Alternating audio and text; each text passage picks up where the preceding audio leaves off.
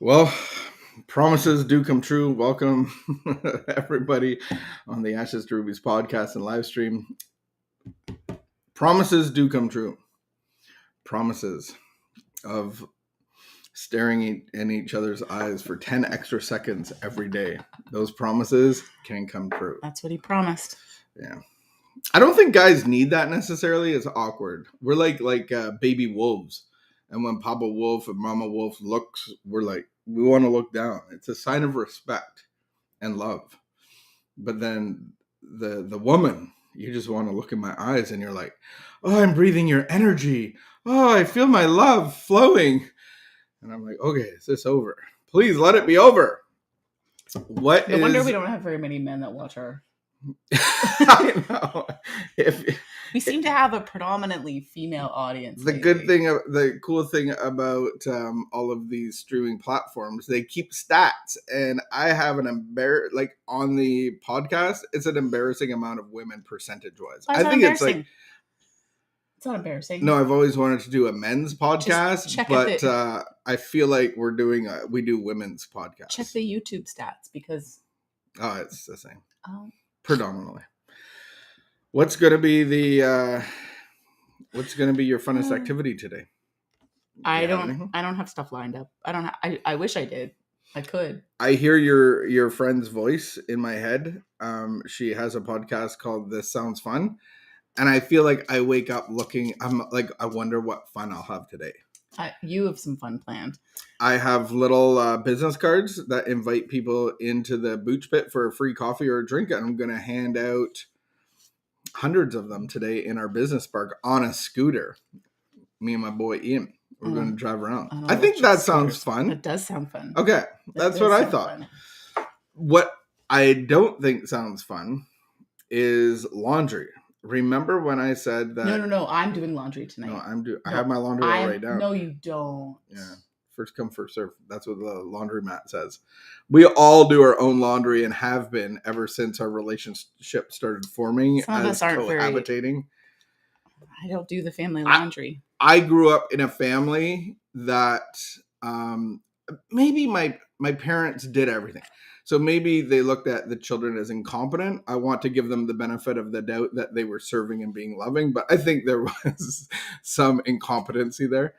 But my mom did everything, like laundry, folded it. I think we put it away. And yet you married a woman cooked dinner. Who's not like that. No, it was shocking. I just thought that's how life went. Mm-hmm. I remember once my dad did laundry. I don't have no clue why he took it upon himself. And I had, you know how you're young and you don't have money for clothes, really?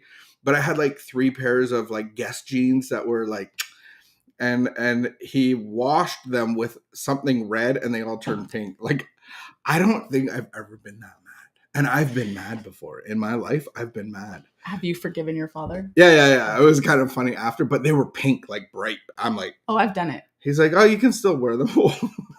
Like, all right. No, I can't. So we're going to do a reading, a meditation. Let's do it.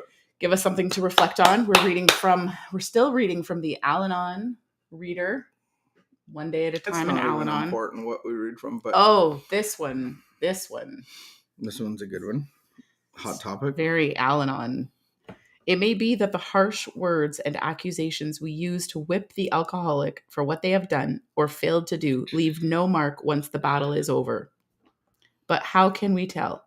How can we risk hurting another person who is already so deeply wounded by their own guilt? Does the voice of God have a chance to be heard over my angry shouting? What is the purpose of letting myself fly apart in reckless tantrums? To punish the drinker? To relieve my pent-up feelings? Today's reminder: I cannot punish anyone without punishing myself. The release of my tensions, even if it seems justified, leaves dregs of bitterness behind. Unless I have deliberately decided that my relationship with this person has no further value in my life, I would do well to consider the long-range benefits of quiet acceptance in times of stress. How shall you punish those whose remorse is already greater than their misdeeds? Yeah, that one's hard to prove, but I get it. It's a very hard topic. I ran a rehab for 9 years. and was involved in many men's lives. And it's like we come in as men with guilt and shame, and our eyes are down, and we make mistakes. And it's like if I have the relationship with God that I think I have, then God, the kingdom of God resides in my heart, and what comes out of my heart should be the kingdom of God. So, in other words, if I have people that have relapsed or taken advantage of or lied or manipulated or betrayed, that kind of thing, how do I act in God's love instead of, having expectations on the world around me? I think is out of my own ego. And so I have to let all of those go and be in a position of neutrality and really seek God. Like, I feel like I've had a lot of practice in this area outside of our home. Yeah. And I seek God. I go to meditation and I go, Father, what would you have done in this situation for this man? Like, it's not about me. It's about the heart of this person. In our home, I think it's a little bit harder because it's a little more, it's real time. It's like, it's a little bit faster. Yeah. And it's not just about like relapse. I mean, I'm sure, we do this every once in a while.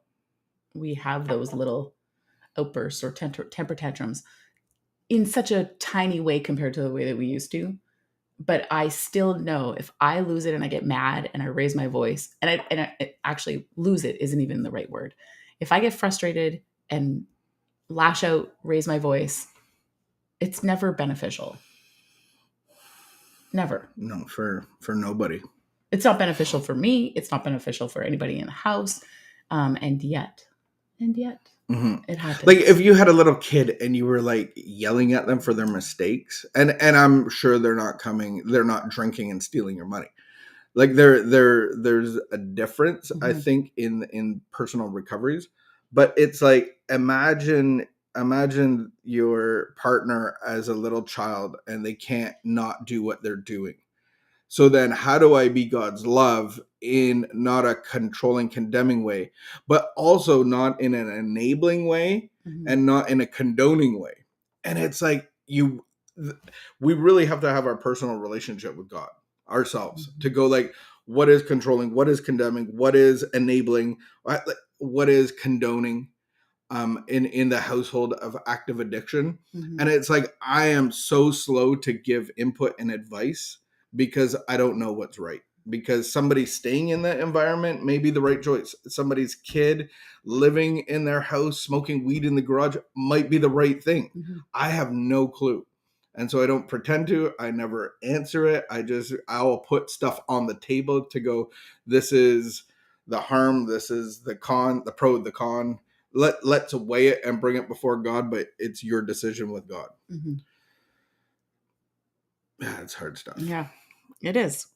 But I do think that the voice of God needs to have a chance to be heard. And so when I'm taking up all the space, if I'm angry and frustrated and shouting or stomping around madly and trying to punish through other ways, it's very difficult for the other person to hear God because I'm in the way. Yeah.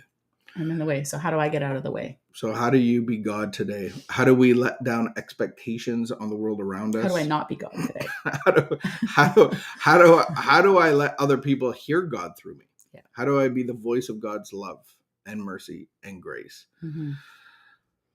We strive for progress and not perfection. Have a blessed day. We will see you tomorrow. Keep the peace and be of good behavior.